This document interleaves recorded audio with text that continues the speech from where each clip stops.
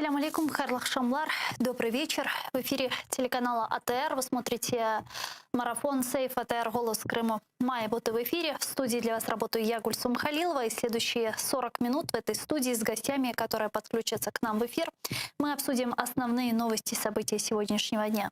Вы также можете присоединяться к нашему эфиру. На экраны ваших телевизоров режиссеры периодически выводят номер телефона +38 073 419 41 58. Звоните нам абсолютно бесплатно по Вайберу, присоединяйтесь по скайпу.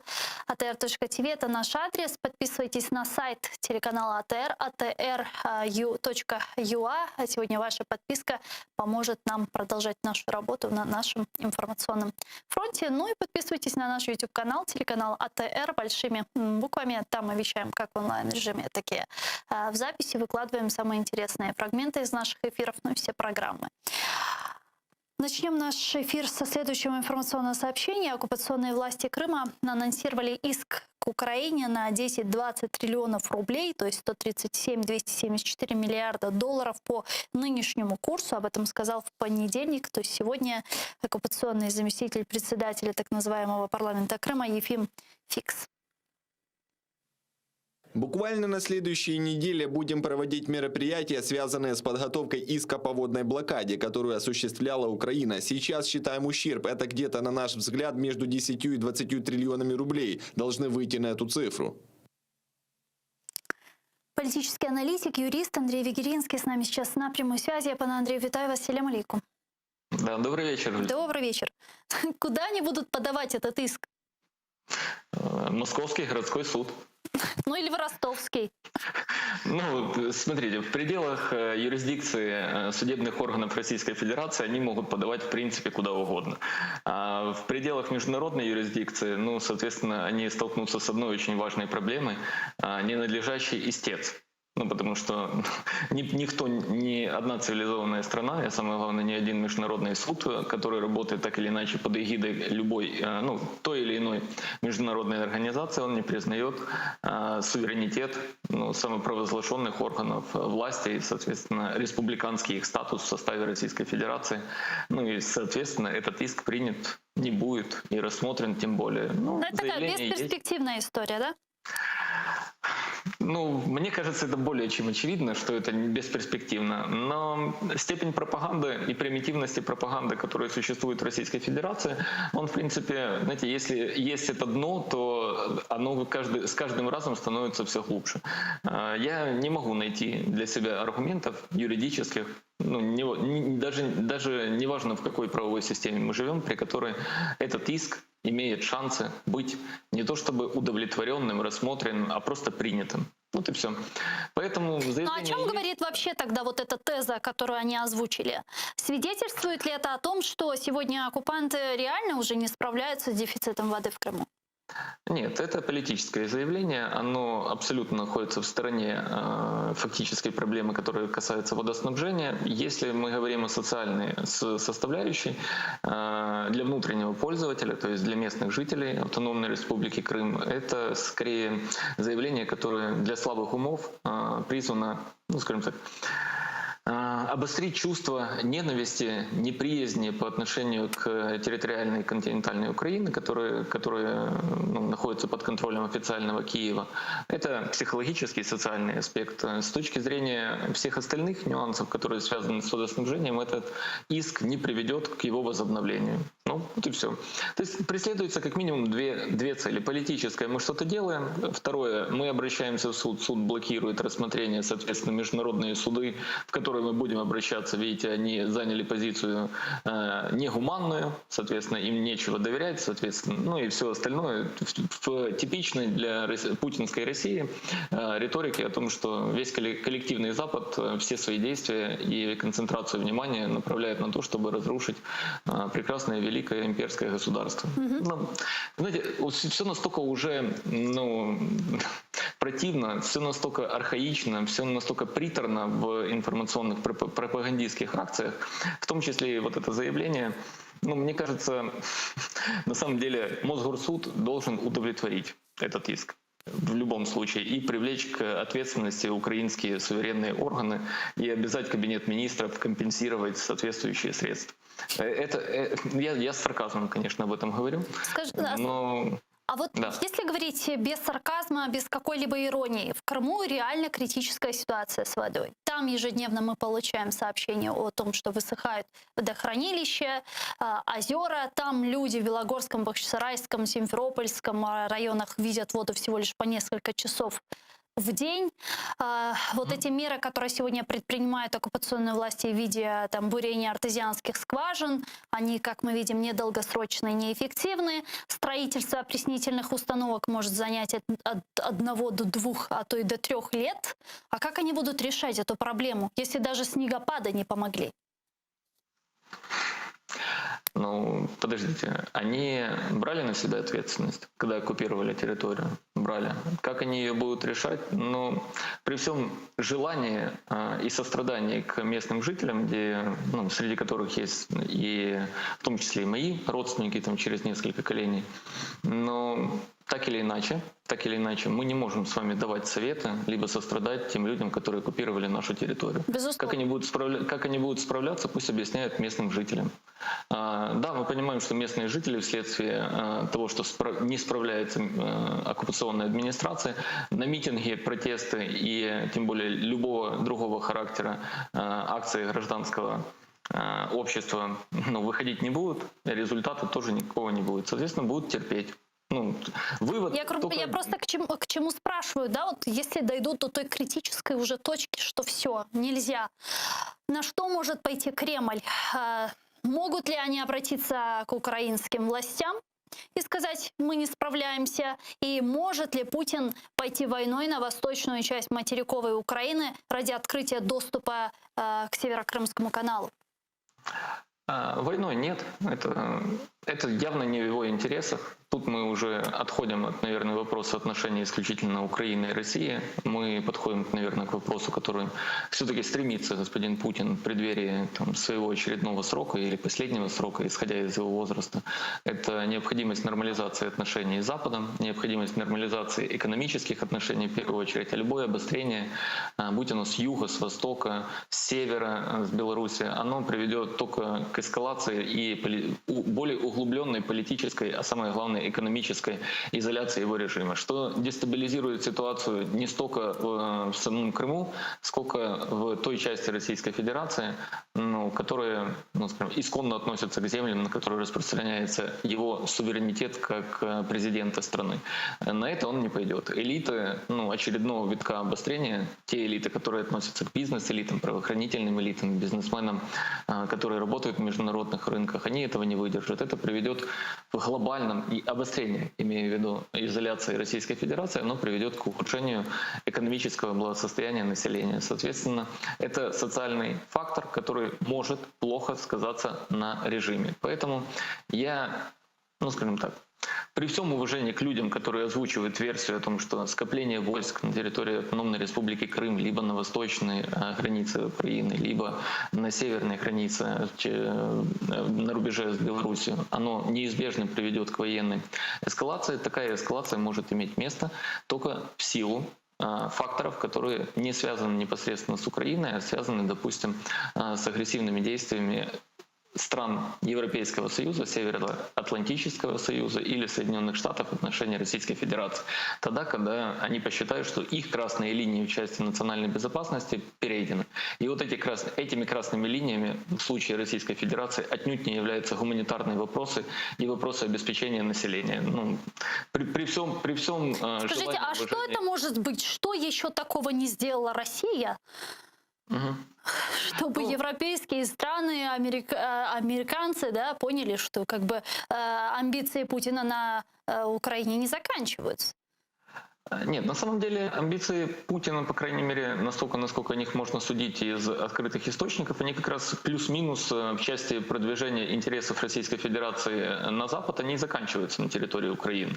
Он точно не посягает на Польшу. Но в случае, допустим, если вдруг, я глубоко в этом, скажем так, имею сомнения на этот счет. Если вдруг американцы захотят разместить какие-то силы, вооруженные силы на территории Украины, и которые будут ну, скажем так, с точки зрения Кремля рассмотрены как определенная степень угрозы им, их безопасности, их территориальной целостности, в таком случае, да, возможно, что Владимир Владимирович Путин примет волевое решение, ровно такое же решение, как он принимал в 2014 году, аннексируя Крым. Ну, это то, что на поверхности. Но Соединенные Штаты при всей их риторике, которая сегодня звучит против Российской Федерации, они очень четко понимают, что им не нужен союз России и Китая. Это четко они понимают. Потому что такой союз, он на самом деле потенциально более весомый с точки зрения влияния на мировые процессы, нежели самостоятельные Соединенные Штаты. Соответственно, они не должны допустить сближения России и Китая. Поэтому и на обострение они идти не будут. К сожалению, мы с вами, наша страна и наша территория находится заложником вот этих выяснений отношений между глобально двумя субъектами, и это не Россия и Соединенные Штаты, а скорее Китай и Соединенные Штаты, и одного из мощных сырьевых, скажем так, ресурсных регионов, которыми является Российская Федерация, которая может примкнуть и к Китаю, и тем самым, наверное, это будет более вредный союз для Соединенных Штатов, нежели просто противостояние только сугубо одному Китаю. А как вы думаете, насколько вот сегодня инициатива Украины о создании Крымской платформы по деоккупации полуострова является таким раздражающим фактором для России? Или это просто информационный шум внутри нас?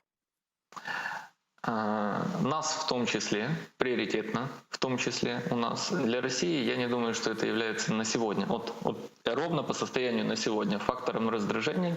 Почему? Потому что как таковая платформа должна заработать или собраться впервые спустя какое-то время, на День независимости или в преддверии Дня независимости. 23 августа первый саммит. 23 августа. И показательным с точки зрения того, как Россия будет на это реагировать, будет степень участия субъектов, международных иностранных субъектов в этой платформе. И, понимаете, очень непросто дата первого заседания выбрана именно 23 августа. То есть те официальные лица, которые будут приглашены на торжественные мероприятия, связанные с 30-летием независимости Украины, априори мы предполагаем, что они примут участие и поддержат Украину в инициативе Крымской платформы. Для многих международных субъектов это очень неудобная позиция на самом деле. И в том числе, если раньше, допустим, нашу территориальную целостность поддерживал Китай, то распространенные и ТАСС, информационным изданием новости, сегодня его спустя 3 дня подхватил цензор.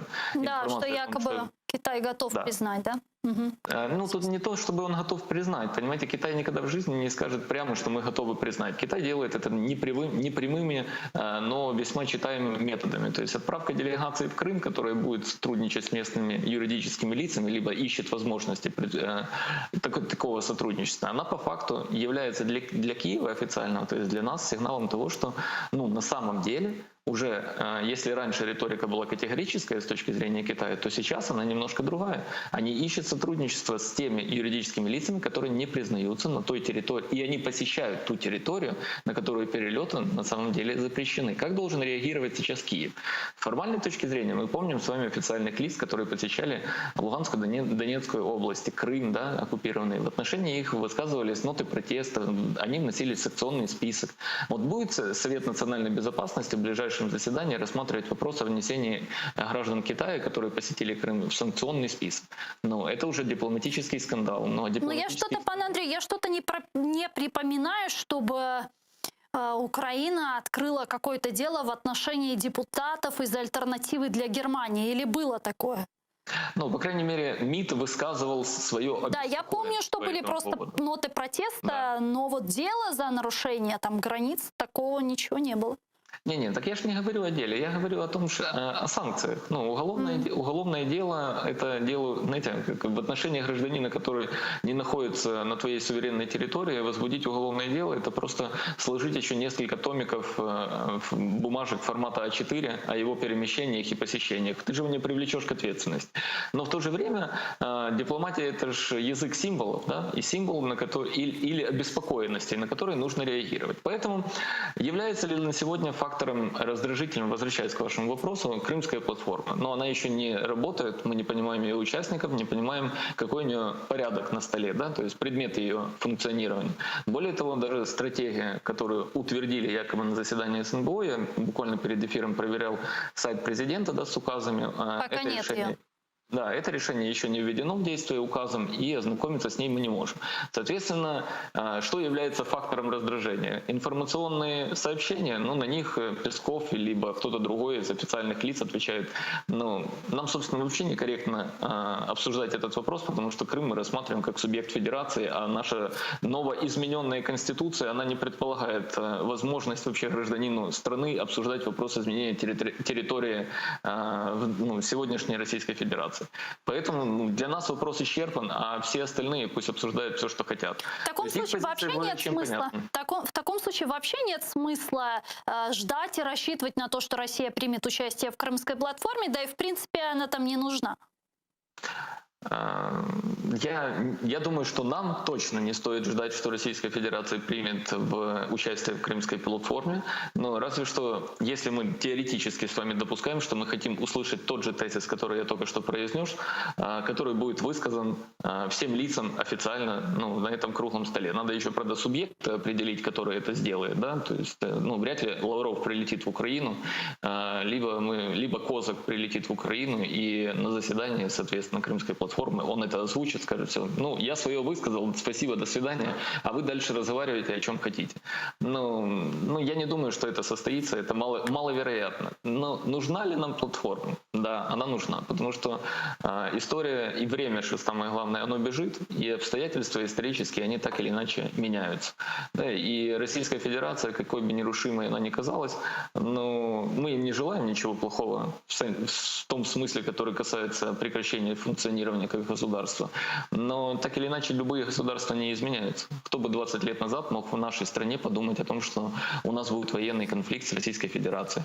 Но кто бы мог подумать, что мы в очередной раз переживем даже не одну, а несколько революций. Но предполагать не могли, а это состоялось. Соответственно, площадка для диалога, она нужна. Стратегия... Да-да. Интересно, предполагалось ли это во время принятия и ратификации Харьковских соглашений, которые я хочу с вами сейчас обсудить, учитывая, что спикер Верховной Рады Разумков прокомментировал это дело, и он сказал, что согласно закону, даже после снятия неприкосновенности народные депутаты не несут ответственности за свои голосования. Вот его цитата. Да, он абсолютно прав. СБУ вже прийшла з відповідними рішеннями суду, хто як голосував. На щастя чи, на жаль, народні депутати не несуть відповідальності за свої голосування. Індемнітет, він залишається. Я не впевнений, що ця ідея буде повністю реалізована. А вот экс-спикер Рады Владимир Литвин заявил, что бывший президент Янукович и украинский парламент вынуждены были поддержать Харьковские соглашения из-за неподъемной цены на газ. Вот его цитата. Це була абсолютна безвихідь, коли виступає прем'єр-міністр, міністр закордонних справ, міністр економіки, міністр фінансів і доводять, що Україна впаде, тому що ціни цієї не витримають за енергоносіями. І нам потрібно прийняти це принизливе, можливо, рішення, але виходу іншого немає. Я напомню нашим телезрителям, что Совет национальной безопасности и обороны поручил проверить, было ли государственной изменой ратификация народными депутатами в 2010 году Харьковских соглашений. Тогда за ратификацию этих соглашений проголосовало 236 народных депутатов. Об этом сообщил секретарь РНБО Алексей Данилов. Предлагаю его послушать. Дійсно, у нас на території Донецької та Луганської областей відбувається загострення, збільшується кількість обстрілів, але ми не можемо сказати, що це критична ситуація і вона не перебуває під контролем наших військових. Ситуація повністю контрольована. К нашей беседе сейчас присоединяется Игорь Романенко, заступник начальника Генерального штабу ЗСУ у 2006-2010 роках. Пане Ігорю, вітаю вас, салям алейкум. Витаю вас, салям алейкум. Действительно ли нет сегодня возможности каким-то образом привлечь к ответственности тех народных депутатов, которые в 2010 году ратифицировали Харьковские соглашения? Юридически, к сожалению, это проблемно. Однако необходимо заниматься этим вопросом.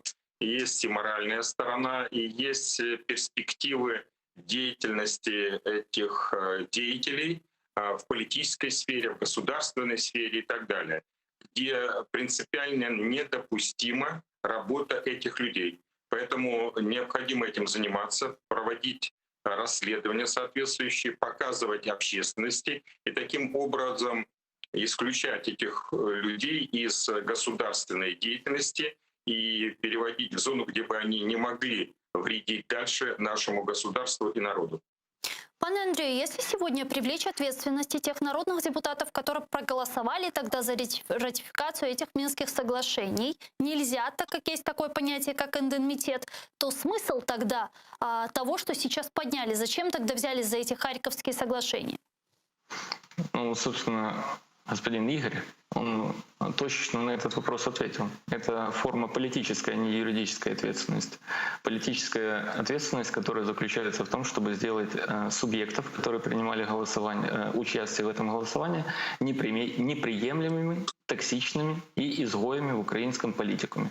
Проблема, политикум — это одна история. Вторая проблема заключается в том, что помимо политики они являются крупными бизнесменами. Среди них есть крупные бизнесмены, назовем их так, и лишить их экономического воздействия и на экономику страны, на трудовые коллективы, этого сделать нельзя. Поэтому, те люди, которые владеют финансовыми ресурсами, хотим мы в это верить, хотим мы это отрицать, они так или иначе влияют на формирование политики в этой стране. Поэтому, отвечая на ваш вопрос, зачем это сделано, политическое преследование, да, решение тактических политических задач, потому что, в принципе, среди проголосовавших за этот законопроект есть очень много людей, которые представлены сегодня в украинском политикуме в виде элит, в которых можно тыкать пальцами и говорить: видите, из-за этих людей в свое время, в том числе, Украина потеряла Крым. Если господин Литвин упоминает вопрос предмета регулирования Харьковскими соглашениями, да, и среди них упоминает цену на газ, а это он тут абсолютно, скажем так, не искажает реальность, то соответствующий вопрос мы должны задать и господину Ющенко. Потому что газовое соглашение, которое подписывало, вернее, не подписывали, по ее поручению, которое на самом деле не голосовалось на заседании Кабмина, подписал господин Дубына, да, поручение подписанное Юлией Владимировной, оно возникло как следствие досрочного расторжения сделки, которая существовала на уровне государств Украины и Российской Федерации, досрочного расторжения сделки по поставке газа, которую осуществил господин Ющенко. А если еще потом глубже копнуть, с какого периода у нас находится флот, то можно, в принципе, докопаться и до господина Кравчука, который сегодня всецело поддерживает команду Зеленского. Поэтому кого, собственно говоря, на пьедестал политической ответственности возжелает разместить либо Баканов, либо Владимир Александрович Зеленский, тот и будет избран жертвой, либо причиной, либо соучастником потери Украины Крыма в политическом смысле этого слова, а не в юридическом смысле ответственности. Более того, распространяются же сейчас сообщения о том, что министр экономики времен Януковича, он же и пятый президент нашей страны, в свое время очень хвалил необходимость принятия Харьковских соглашений. Как вы думаете, в случае политической борьбы, да, но воспользуется команда Владимира Александровича Зеленского тем, чтобы напомнить гражданам Украины, что коль уж мы с точки зрения официальной политики государства рассматриваем Харьковские соглашения как первую причину потери Крыма, а хвалил ее пятый президент страны, что он на самом деле не совсем является патриотом до мозга костей, так как он раньше противопоставлял себя на бордах Путина. Поэтому с точки зрения политической тактики превосходно, с точки зрения долгосрочной стратегии, немножко плохо, потому что через 2 года привлечь, 2 года спустя, когда мы подойдем, допустим, к срочной избирательной кампании президентской, у Владимира Александровича и его подчиненных спросят: а где результат расследования, а кого вы привлекли к ответственности? Ожидания высокие, а результат невозможен с точки зрения юридической практики и теории уголовного процесса, как минимум, не говоря о конституционных гарантиях деятельности любого народного избрания. Дякую вам дуже, пане Андрію. Чох Саголнос. Андрій Вігірінський був з нами на прямой связи, політичний аналитик, юрист. Пане Игорю, я хотела бы с вами обсудить тему Донбасса, учитывая, что секретарь Совета нацбезопасности Алексей Данилов недавно сообщил, что сейчас на Донбассе происходит обострение конфликта, но ситуация не критическая и контролируемая. Предлагаю вместе послушать его цитату. Хорошо. Дійсно, у нас на території Донецької та Луганської областей відбувається загострення, збільшується кількість обстрілів, але ми не можемо сказати, що це критична ситуація і вона не перебуває під контролем наших військових. Ситуація повністю контрольована. Насколько действительно сегодня контролируемая ситуация и есть ли действительно элемент обострения? Если да, то с чем оно связано? Ситуация связана с обострением, безусловно и однозначно. Интенсивность ведения боевых действий повысилась. У нас, к сожалению, с начала года погибло уже 20 военнослужащих. И перспектив в ближайшее время уменьшения этой интенсивности пока не наблюдается. Разведка наша и наших союзников показывает и говорит о том, что ресурсы увеличиваются. Россия поставляет вооружение, тыловое обеспечение, осуществляется призыв в так называемых республиках дополнительное в последнее время, проводится подготовка на полигонах и так далее. То есть в целом весь комплекс мероприятий проводится россиянами и под их руководством сил так, милицейских, так называемых республик, как фактически это вооруженные силы, для того, чтобы реализовать. А теперь возникает вопрос, а что же реализовывать? Как известно, 2 недели как прошли пропагандистские шабаши в Донецке с участием и возглавлением с российской стороны российскими пропагандистами это мероприятий, где они заявили, по крайней мере, не меньше, не больше, что целесообразно отвоевать земли в административной границах Луганской и Донецкой области, объединить их и возглавить бывшим начальником СБУ при Януковиче. Во-первых. Во-вторых, Пушилин, глава так называемой республики, так называемой, издал соответствующие документы, которые разрешают вооруженным формированиям незаконным наносить удары по позициям вооруженных сил Украины. Более того, действовать с упреждением.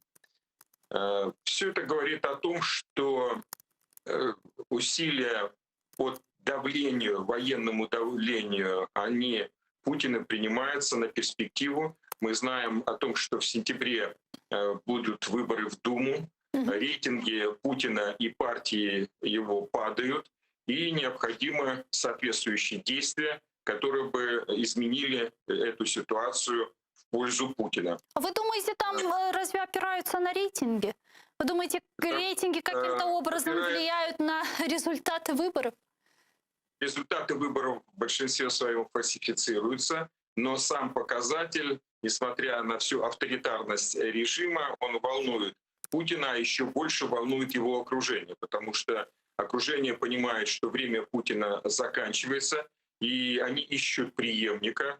Вот одни из кандидатур, например, сын Патрушева. И вот в этих усилиях могут пойти на очень многие авантюрные действия, в частности, внук Примакова, известный еще с советских времен, говорит о нанесении ударов по центру Киева, по городам, в целом по Украине. Такой же обстановка и ситуации подходы существует в Генеральном штабе. Бывший военнослужащий генералитет поддерживают эту идею. То есть в целом обстановка с перспективами достаточно сложна. Скажите, а Украина сегодня, украинская армия готова к возможному полномасштабному наступлению со стороны России? По всем ресурсам и возможностям, которые она имеет, в первую очередь в вооруженных силах Украины и силовых структурах, мы готовимся к реализации сценариев, в том числе и самых сложных, самых тяжелых о начале таких действий. Но, с другой стороны, надо четко и ясно понимать, что в вооруженных силах Российской Федерации имеется преимущество существенное в таких областях, как ракетное вооружение, как бронетехника, как летательные аппараты, не говоря уже о ядерном оружии. А, к сожалению, после аннексии Крыма в интервью Путин сам заявлял что, в принципе, они были готовы в случае поддержки Украины натовцами или будь кем применить тактическое ядерное оружие. Поэтому вот с учетом такой ситуации, таких подходов, конечно, это достаточно тяжелые варианты, но силовые структуры и в целом государственные структуры готовятся в том числе и к этим тяжелым сценариям. И возвращаясь к теме Донбасса и к Минскому процессу, к Нормандскому процессу, вот многие эксперты говорят о том, что и в том числе военные, которые сегодня подключались к нам в эфир, они не верят в то, что политико-дипломатическим путем сегодня можно вернуть наши оккупированные территории. Рано или поздно придется возвращать территории, на которые зашли войной, военным путем. А вы как думаете? Я думаю, что и знаю, что этот вариант не исключается, и поэтому в целом последовательно, целеустремленно руководство нашего государства занимает поднятием военного потенциала. Однако, как заявлено и как осуществляется вместе с нашими союзниками политика и подход относительно того, чтобы использовать все возможности военной дипломатии, политические возможности, и в первую очередь включение в этот процесс такого государства, как Соединенные Штаты Америки, с ее лидером, президентом Байденом, который с 2009 года неоднократно работал в Украине, достаточно четко и ясно представляет ситуацию, которая имеет место у нас. Поэтому вот ближайшая перспектива как бы продвижения военно-дипломатической, политической сфере заключается во включении американцев, а также у американцев есть очень сильный рычаг финансово-экономический, который в полной мере фактически не используется еще американцами. Это есть серьезный резерв давления на Россию. Скажите, а в чем может проявляться помощь американцев Украине, хотя бы в оборонном секторе? Это помощь вооружениями 21-го столетия, современными, потому что в Российской Федерации переоснастил Путин за время своего управления этим государством вооруженные силы с современным вооружением на 60-80% по разным видам вооруженных сил. В наших вооруженных силах самые оптимистичные оценки — это до 20%. Поэтому нам необходимо современное вооружение, нам необходимо соответствующие средства для подготовки, то есть помощь в очень широком спектре. Нам недавно американцы, спасибо им, предоставили $250 миллионов на военную поддержку, но, например, по Египту количество денег, которое выделяется в этом году, $1 300 миллионов. Ну, потому что Египет есть государством, главным партнером поза НАТО, есть такая форма. И вот я думаю, что надо бороться и Украине за то, чтобы стать для американцев таким государством. То есть если вступление в НАТО — это отдаленная перспектива, то уже сейчас это можно сделать в ближайшее время. Это существенная поддержка будет во всех сферах государства України. Дякую дуже, пане Ігорю. Чохсаг у нас. Ігор Романенко був з нами на прямому зв'язку, заступник начальника Генерального штабу ЗСУ у 2006-2010 роках. Олександр Харченко присоединяється к нам в ефір, керуючий директор Центру досліджень енергетики. Пане Олександре, вітаю вас, салям алейкум. Доброго вечера. Вот какую новость я хочу с вами обсудить. Вице-президент Европейской комиссии Франс Тиммерманс заявил, что в Европе не нужен газопровод «Северный поток-2». Об этом он сказал в интервью одному из немецких изданий. Предлагаю вместе послушать его цитату. Нам не потрібен Північний потік-2. Комісія завжди говорила, що з нашої точки зору проект не потрібен для енергопостачання ЄС. Але Північний потік-2 існує. Комісія ЄС повинна забезпечити використання Північного потоку-2 відповідно до правил Євросоюзу. Росії це не подобається, але це правила ЄС. Действительно ли ЕС может обойтись без Северного потока-2? Ну, ви знаєте, тут в словах пана комісара є як позитив, так і негатив. Бо з одного боку він каже, що Північний потік не потрібен, а з іншого повторює слова російської пропаганди про те, що Північний потік існує. Його ще не існує, він не готовий.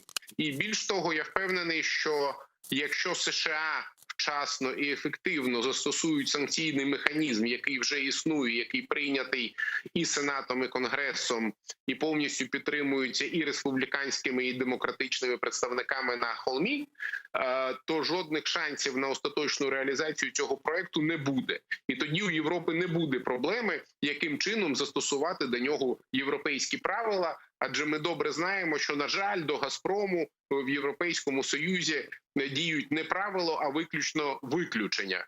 Уж перепрошую за каламбур. Скажите, а вот нынешние санкции США, которые уже существуют в отношении компаний, причастных к строительству «Северного потока-2», они не делают невозможным завершение его строительства? Ну, ви знаєте, вони значно ускладнили його завершення. І, як ми знаємо, спочатку були заяви про те, що він має бути завершений у 2019 році, потім там у 2020 році кожні 2 місяці він мав бути завершений, тепер вже 21 рік і він ще не завершений. І зараз мова йде про те, що він має бути завершений у вересні чи жовтні. Але з іншого боку, так, росіяни намагаються наявними в них досить застарілими, неефективними технологіями його добудовувати, з тим, щоб потім просто поставити Європу перед фактом: або Північний потік-2, або нічого, тому що вони просто відключать українську систему. І в стратегії «Газпрома» дуже чітко написано, що в 2023 році газогони через Україну не мають працювати. Тому я думаю, що тут ми маємо все-таки сподіватися, що будуть застосовані додаткові санкції. Я в них абсолютно вірю. Я вірю, що ті люди, які сьогодні займаються енергетичною безпекою і в Сенаті, і в Конгресі, і в новій адміністрації, вони це питання таки доведуть до логічного завершення. А давайте рассмотрим самый худший вариант. В случае, если «Северный поток» достроят и введут его в эксплуатацию, наступит 2023 год, что мы теряем? Ми втрачаємо нашу газотранспортну систему, ми втрачаємо доходи від її використання, і ми втрачаємо значний, знаєте, додатковий щит від російського вторгнення. Тому що так чи інакше, коли ми дивимося на мапу боїв у 2014 році, то бачимо, що як тільки якісь такі некеровані загони армійські починали наближатися до магістральних газогонів, як російські регулярні війська з того боку їх миттєво зупиняли. Це занадто великий грошовий потік для Російської Федерації, щоб його втратити. І доки українська система газова є безальтернативною і може постраждати, якщо почнуться повномасштабні бойові дії, якщо почнеться вторгнення, вона працює таким додатковим щитом України, в тому числі і в військовому плані. Дуже дякую вам, пане Олександре. Чохсагл, у нас Олександр Харченко був з нами на прямому зв'язку, керуючий директор Центру досліджень енергетики. Ну, а я с вами прощаюсь, но вы не отключайтесь, оставайтесь первым крымстарским телеканалом АТР. Далее наш эфир продолжает информационная программа «Заман». А после в этой студии вас уже поприветствует мой коллега Айдер Муждабаев в программе «Прайм». Не пропустите, Корошкевич.